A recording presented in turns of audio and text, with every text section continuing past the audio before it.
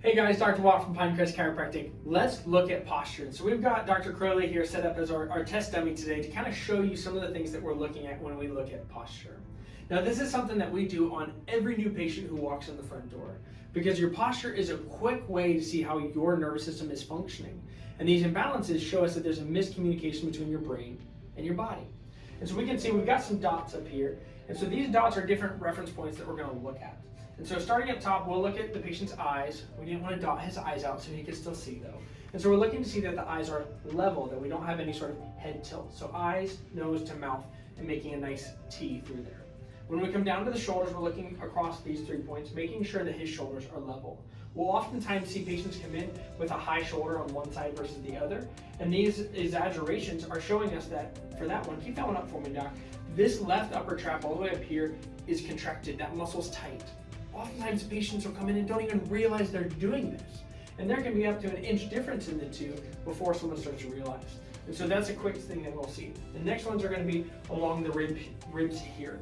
And we can see a rib flare or once again an imbalance left to right within that. Same thing down in our hips. These 2 points pointing more at the low back and the pelvis versus up here is more on our thoracic spine and chest. These tilts here are going to show us, similar to here, that we're having some issues within our core and instability there. Then we look down at our knees and all the way down to our ankles. All of these points should be nice and symmetrical from left to right, every single one of them balanced out. From the side, go ahead and face the window for us, Doc. We're already missing a dot, right? So we're looking through a couple of points here. Going to have a vertical plumb line through these. So we're going to go from our lateral malleolus, which is the outside bone of your ankle, right behind the kneecap to the hip here, behind that arm, Doc, and then shoulders to ears. Once again, should be perfectly straight up and down. 2 common things that we'll see here is hips shifted forward, oftentimes showing that we're not engaging our core very well. And we'll also see that anterior head carriage, right? This is one that we see on almost every patient, right? And now this is a little bit egregious from what we traditionally see, but that big stretch puts extra stress on our upper traps, making that head feel heavier than it needs to. In fact, for every inch forward your head goes, your head starts to feel twice as heavy. It's like holding a bowling ball at your chest versus holding it out here. It weighs the same, but it feels a heck of a lot heavier out here, putting extra stress on the neck and the upper back. And so these are all things that we're going to look at as patients come in to be able to better diagnose and then figure out how we need to treat you specifically.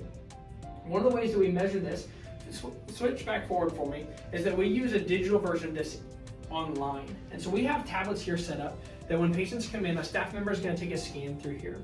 You can see those same dots that we have set up on Dr. Crowley appear on the system here as we start to measure those points. And so we'll take one from the front. Go ahead and do that, Gavin.